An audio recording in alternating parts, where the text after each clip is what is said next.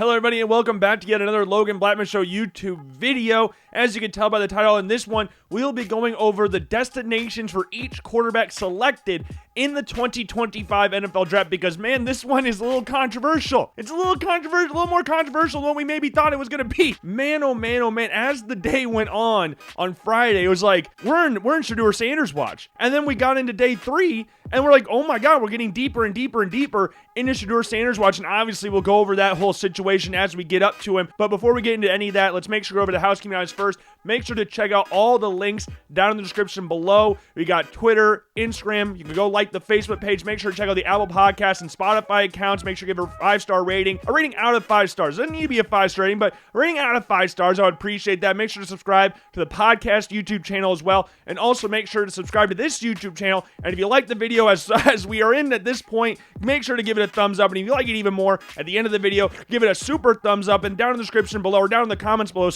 let me know what you thought of the 2025 NFL Draft in general, or you can just talk to me about the quarterbacks. Either one, I don't really care, but we're going to obviously talk about the quarterbacks because on this channel and in the blog post, we have done a lot of coverage of this 2025 NFL Draft class in regards to the quarterbacks. And this class, viewed nationally, was not as widely hyped, I guess you could say, as previous year's draft class, especially last year. Like we talked about in the quarterback rankings right before the draft, you had 6 quarterbacks taken in the first 12 picks. We had, 6 quarterbacks taken in the first 5 rounds of this draft. Like, that's how crazy, how different these two draft classes are. We had 2 quarterbacks going round 1, 1 going round 2, 2 going round 3, and then we had to wait till round 5 to get our 6th quarterback of the draft. We got that done in the first 12 picks last year. Like, this class was just not as highly touted, and it's easy to see why if you go back and watch this college football season. Everybody's talking about next year's draft class, that some teams are going to be willing to wait a year to take the quarterback they really want next year, because you've got the likes of Drew Aller, Garrett Nussmeier, Arch Manning, Lenora Sellers from South Carolina, Cade Klubnik, Sawyer Robertson maybe be an option in there from Baylor. Like, there's some decent quarterbacks in next year's class. And this year's, again, I'm just going to keep reiterating, it just wasn't viewed like that. And it started off with the first overall pick, Cam Ward. He was far and away the best quarterback in this draft class. We talked about it ad nauseum throughout the course of the football season. Again, he was quarterback 1 for me after week 6 of the college football season. And never got scared of losing that spot throughout the rest of the season. As we got close to the draft, it was like, okay, now he's starting to separate himself a little bit. He's got the best arm, got the most arm talent. He can make plays outside the pocket. He's a great ad-libber. He's very calm. I mean, again, we talked about this before, but to go from a 0-star recruit running a triple option offense in high school to go to Incarnate Word, to Washington State, to Miami, to being a Heisman finalist, to being the number 1 overall pick in the draft, that's pretty damn impressive. I mean, they even unretired Warren Moon's number. It's a really cool thing to see Cam Ward do all of that.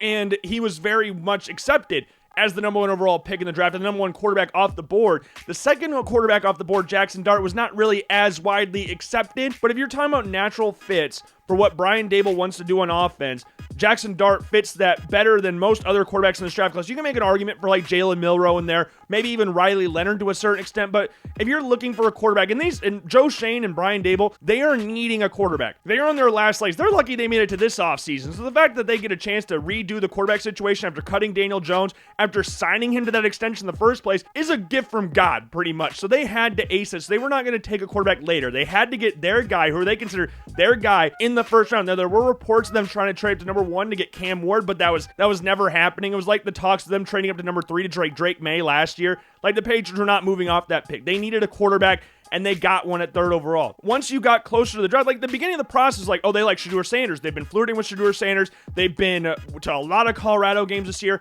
But the closer you got, you're like, Jackson Dart probably fits this system a little bit more than Shedeur Sanders. Shedeur would be nice with Russell Wilson, compares very nicely to Russell Wilson, but from what Daboll, I would assume, wants to do long-term, if he makes it past this year, revolves more around Jackson Dart's skill set. A more athletic quarterback, probably got a stronger arm than Sanders. Yes, he has the ability to be a little erratic at times, forcing the ball a little bit. Some question the reads that they have. Again, running a lot of RPOs in that offense. He tries to run over people, which is a little bit scary. The Florida game is such a weird game to look at from Jackson Dart, because he made so many ridiculous throws. They're like, oh my God, this guy is awesome. And at the end of the game, he threw 3 picks on the final 2 drives of the game. And what I mean by that, he threw an interception, got called back the very next play through another interception. So if he can stay away from that and stop getting, like, I don't want to say take the emotion out of it, because being a quarterback at the next level, you have to have some sort of emotion in there because teammates will rally around that. They don't want a freaking statue. They don't want a mannequin as their quarterback. They want someone with a little bit of emotion, a little bit of juice in them. So there's going to be teammates that love him running over people, that get a little emotional on the sideline. But there's sometimes you got to make sure that you're on the field at all times. But Jackson Dart, intriguing prospect, started to climb up the boards a little bit more as the season went on, or as the off season went on, I guess. Like, I don't know if a lot of people considered him a first round draft pick like back in February, but as we got closer, like, okay, this could be a realistic option, and it ended up being that option there. The second round kicked things off with Tyler Shuck going to the New Orleans Saints. We talked about that in the NFL first round recap video. Now, it was kind of surprising to see the Cleveland Browns, who had 2 picks atop the second round, because remember, they traded up with the Jaguars traded up with them, so they got another second round pick on top of that. They didn't take a quarterback with either pick, so that kind of surprised me to a certain extent. But Tyler Shuck being the next quarterback off the board after Jackson Dart really didn't surprise me all too much. Yes, he has the injury history. Yes, he's going to be 26 in September. But if you're a team like the Saints, who have massive question marks over the future of their quarterback position at this point, with Derek Carr with the shoulder injury, you're going to need a guy to step in right away. And according to a lot of reports, the most pro-ready quarterback, the most ready-to-play quarterback in this draft class was Tyler Shuck. And he's the most natural throws we talked about in this draft class. Yes, like we talked about Jackson Dart, there could be a couple weird throws in there. We talked about the little lob interception against Stanford. And the one that's pissed me off a little bit is the throw at the combine. Like, I don't really care what you did at the combine. I really do not care. Because you could go like, well, if you're missing those throws on air, what's going to happen when you actually have a defense in front of you? He's like, it just doesn't bother me. I don't care, because everybody's seen it at this point. The little sidearm throw where he's trying to he's throwing a dig route, just sidearm throws it. I don't really care. I think Tyler Shuck can play the position at a very high level. Tyler Shuck can make every single throw on the football field, can make those drop throws that we talked about a lot better than what he did at the combine. And yes, again, there's going to be concerns about his age, about his injury history, but the fact of the matter is he can make plays on the football field, and it wouldn't shock me if he was the starter week 1 going into the season, given what we know, or what we don't know, I guess you could say, about Derek Carr in this system with New Orleans, Kellen Moore getting quote-unquote his guy, and maybe it doesn't work out for Tyler Shuck, and we could go into next season and they draft Garrett Nussmeier. Because remember, his dad is the offensive coordinator for the New Orleans Saints, and Garrett Nussmeier is from Louisiana, plays for LSU, just makes a lot of sense in the world. So if the Saints are bad, which could be an option, look out for that one next year. And then we go to the third round, and Jalen Milroe is the next quarterback taken by the Seattle Seahawks. This one makes a lot of sense. Yes, they'd signed Sam Darnold in the offseason, so you're like, why would you take a quarterback that early? But Jalen Milroe is someone that we've talked about before, was going to interview really well, that a lot of teams really liked. Like, coming from Alabama, playing under Nick Saban, very high character person from what all the reports suggest. And as we've talked about before, he's got the best arm. He's the most athletic quarterback in this draft class. It's just a matter of if he can find that consistency. And in Mike Macdonald's system, and Mike Macdonald also said this, he's not Taysom Hill. He is a quarterback. And there could be a situation where we rarely ever see him play because Sam Darnold's in there. But there also could be a situation where Jalen Milroe comes in and just rips Sam Darnold's chain right off of him. Like we saw Russell Wilson do that in Seattle to Matt Flynn. And yes, I understand that Matt Flynn and Sam Darnold aren't the same quarterback. Matt Flynn was a 7th round draft pick who really had one good game with the Packers before pairing that into a good contract with the Seahawks. Sam Darnold's coming off a very nice season with the Vikings. But hey, crazier things have happened. I mean, I don't think a lot of people expected Kirk Cousins to get benched this past season with the Falcons,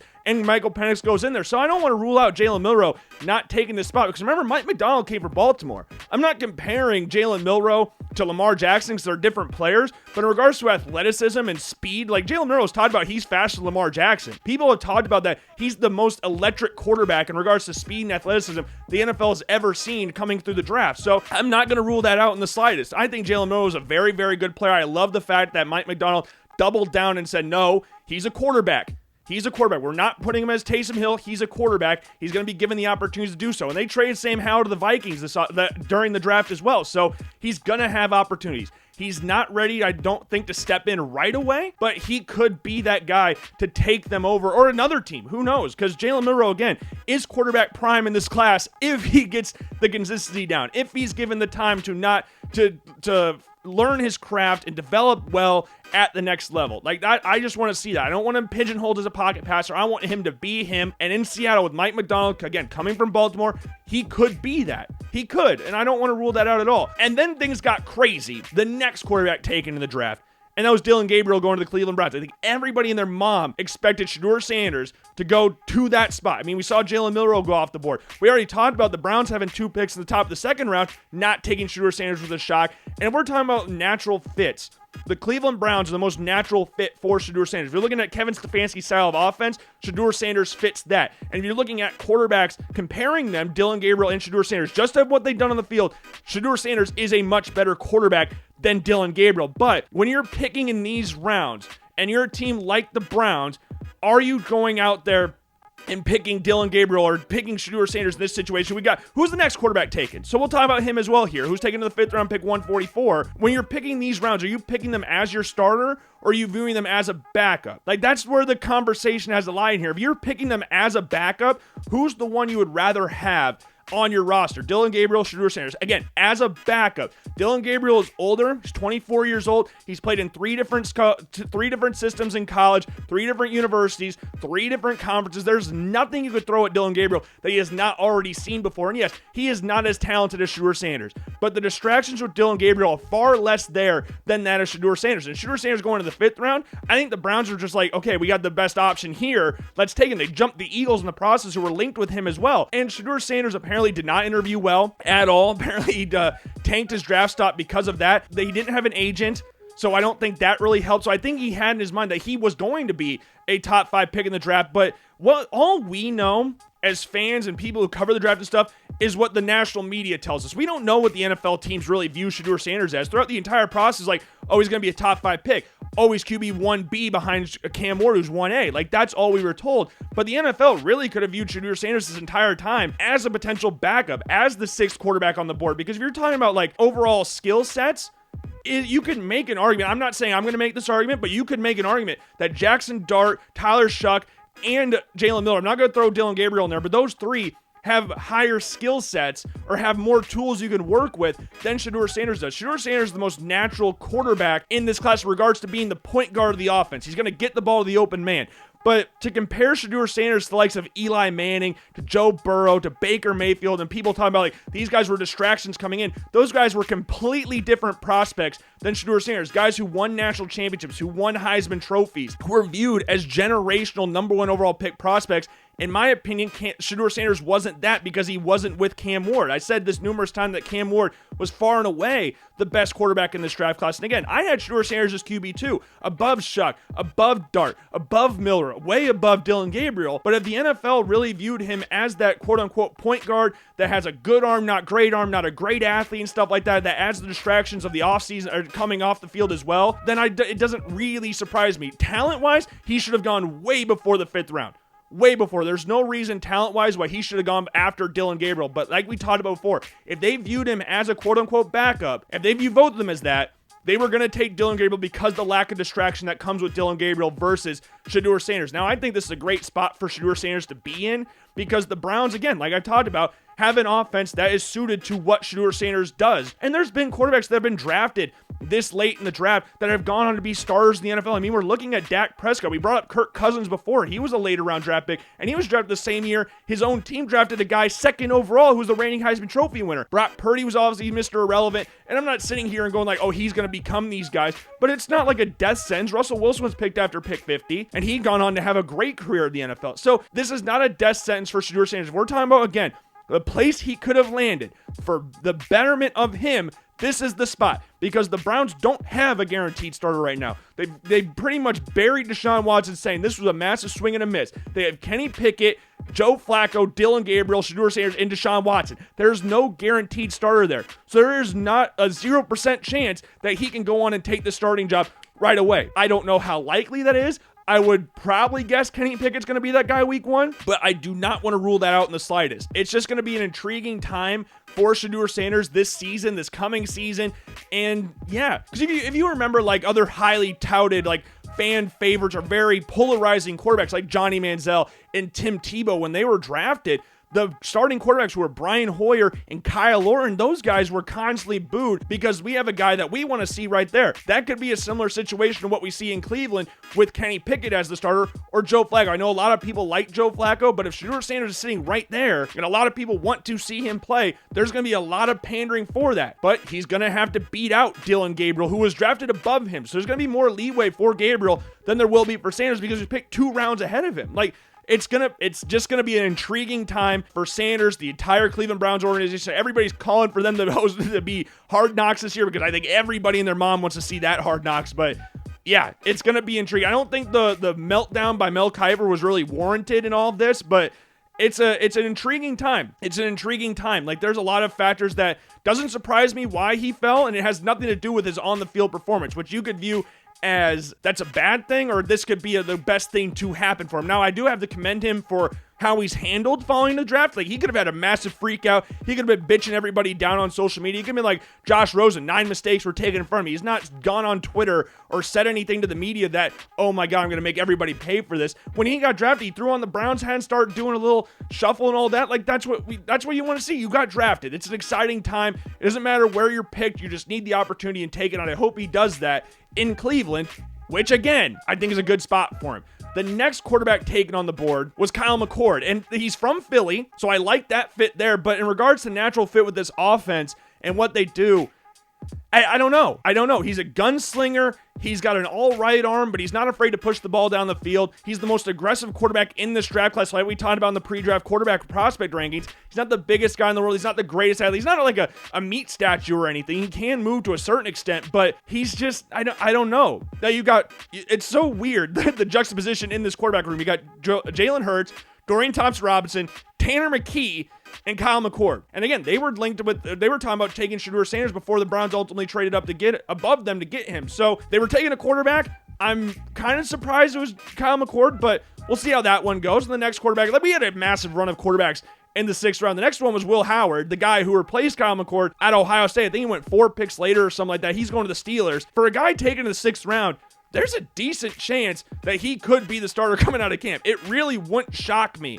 at this point. I mean, you got Mason Rudolph and Skylar Thompson. I would bet a lot of money that Mason Rudolph will probably start week 1, but it wouldn't shock me overall if Will Howard did end up starting there. I think this is a system that fits him well. I mean, we saw what he did at Ohio State. We saw what he did at Kansas State before. I think this is a team and a system with Mike Tomlin, with Arthur Smith, that could utilize him very well. And he was begging the Steelers to draft him. I don't know if you guys saw the video of like Pittsburgh draft. Like he wanted to go to the Steelers. I think this is a good spot for him to go. Now they could still bring in Aaron Rodgers. Haven't seen or heard anything on that front in a little bit now, but he could go in there and start. It would not shock me in the slightest if he went in there and did that. The next quarterback on the board went 4 picks later, and that was Riley Leonard to the Indianapolis Colts. Like, this quarterback room is just very intriguing. Like, if you wanted to combine Anthony Richardson and Daniel Jones, you would get Riley Leonard. That's what this room is. And Riley Leonard's a very raw prospect. We talked about that before. Has a lot of talent in there. Is a great athlete for the position, but he still needs to develop and have his tools refined as a quarterback, as a guy throwing the ball in the pocket. He is inconsistent with his feet when he drops back, and his deep ball accuracy is not the greatest. He's able to fit those balls through tight windows and stuff like that, and their intermediate throws, but that deep ball, it wanes a lot. And in a place that has Anthony Richardson, who's one of the most developmental quarterbacks in recent history, and Daniel Jones, who's a walking headache, this is a very weird quarterback room to look at face value, but I like Riley Leonard. I'm excited to see if he gets an opportunity there. I don't know if he will be afforded that opportunity. I think in regards to skill set and familiar and commonality, I guess you could say, in that quarterback room, I think it makes sense, especially at this late in the draft, but I don't know if he's going to really get those opportunities that I would like him to see at this point. And then a few picks after that, again in the 6th round, we had Graham Mertz going to the Houston Texans. This one surprised me. Not because Graham Mertz got drafted. I'm not saying that. But who he was drafted above. You look at the likes of Cam Miller. You look at Curtis Rourke. You look at Quinn Ewers, who obviously talk about those guys here in a little bit. But Graham Mertz is a good athlete. The main reason I was surprised because he only played 5 games. I mean, you have a concussion week 1 against Miami. You tear your ACL against Tennessee. You're rotating in and out of the lineup with DJ Lagway, which is out of his control. I mean, DJ Lagway was the #1 rated quarterback in the country. He's a Gatorade high school player of the year and stuff like that. So people are going to want to see him. It's a very similar like Drew Henson, Tom Brady situation at Michigan. I'm not saying Graham Mertz is Tom Brady. I'm not saying that. He was taking 2 picks before pick 199. But the Texans, they're pretty well set at quarterback. It's a good depth piece at this point in time. Graham Mertz does have a good skill set. He is a good athlete. So, yeah, I think it's a solid pick at this point in the draft. But again, they're pretty much set at the quarterback position. And the next 2 you could really say the next one. I had a hard time saying if this guy was a quarterback. He's not going to play quarterback at the next level. Tommy Mellott from Montana State, he's not going to play quarterback at the next level. I mean, he's a 1,000-yard rusher while at Montana State, had a 41-inch vertical at his pro day. Again, like we talked about before in the quarterback range, the second coming of Jesus Christ. Like this guy is talked about in such high regard. Was a starting quarterback for a team that lost the national championship game. I believe was the Walter Payton Player of the Year in the FCS level. Good football player, but he's going to play slot. We know he's like 5'11" or something like that. Tom Brady's a part owner of the Raiders. He's going to be their Julian Edelman, who was drafted as a quarterback. Well, he was drafted. His position when he got drafted was a quarterback at Kent State. Moved to wide receiver, obviously.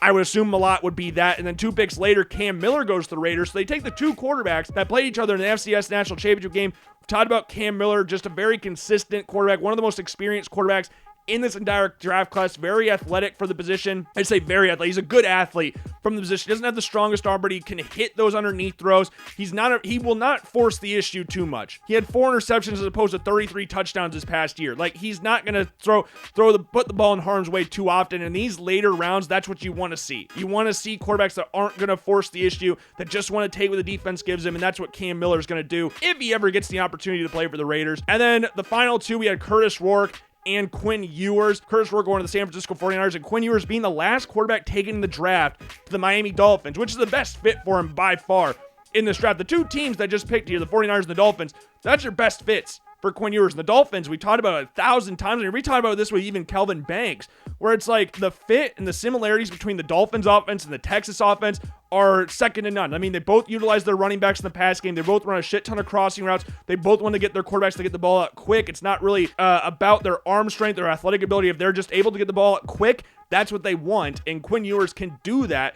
Wow, with the Dolphins. You did that at Texas. We'll see that with the Dolphins. But to go from the number 1 rated player in the country, perfect score on 24/7, to go to Ohio State, transferring back to Texas, to now being a 7th round draft pick, I don't really think was on the cards for a lot of people. I'm surprised he went this late. As you know, I've never been the highest on Quinn Ewers, but I am surprised that he went this late in the draft. And as for Curtis Rourke, big-bodied quarterback, as we talked before, can make every single throw on the football field. He's not going to do anything too flashy, but he can make every single throw, which is what Kyle Shanahan wants. Kyle Shanahan wants a guy that's going to throw the ball right where he tells him to. And he's going to do it with accuracy and timing, and that's what Curtis Rourke is. The ACL injury definitely did not help him. His lack of mobility really didn't help in this process as well, I would imagine. Yeah, those are your quarterbacks that were taken in the 2025 NFL draft, 13 or 14, because again, Mellott was drafted as a quarterback. He's not going to play quarterback, so you got to go 13 or 14 quarterbacks in there. Seth Hennigan and Max Brosmer, 2 quarterbacks I had in my top 15 rankings. They did not get drafted. Brosmer signed with the Vikings. Hennigan signed with the Jacksonville Jaguars, so we'll see how those 2 do. Yeah, the big story of this draft class was Shedeur Sanders, where he ended up going. When he didn't go, when the Giants traded up in the first round, took Dart, the question marks about where he would go start dominating the media. Like, you take the Browns picks in the 2nd round, you look at the Saints, you look at the Seahawks, like, there are teams that could have taken him, and ultimately the Browns, who a lot of people were linking him to, ended up taking him all the way in the 5th round. Again, the offseason was not really the greatest for him in regards to the interviews. From what I've read, I can't sit here and say, like, I was at all these interviews and I'm gonna like crucify him or anything for any of this. I'm not saying that at all. But I do think not throwing at the combine, that didn't help anything. Now, I am a big believer that the interview process at the combine is the most important thing, more important than the on-the-field workout stuff for the quarterback position. But if he didn't interview well there and didn't do the throws, that didn't really help anything. So, again, it's a surprise that he fell that far based on the type of player that he is, but it doesn't surprise me all that too much that he fell a little bit further than what we were all expecting in the NFL draft. But I hope you enjoyed this video. I hope you enjoyed the draft. I hope your team drafted who you wanted them to draft. I hope your team, if you needed a quarterback, took a guy that you wanted. And if they didn't, there's always next year. there's always next year. So just look forward to that. But that's all I've got for you today. Make sure you're going to check out all the links down in the description below. Leave a comment down below on how you felt about the NFL draft, what you thought about the video in general. Make sure to subscribe to the YouTube channel. Make sure to give this video a thumbs up as well. I've been Logan Blackman. If you enjoyed the video, awesome. If you didn't, I sincerely apologize. Try to be better next time. And I will see you guys later. Peace.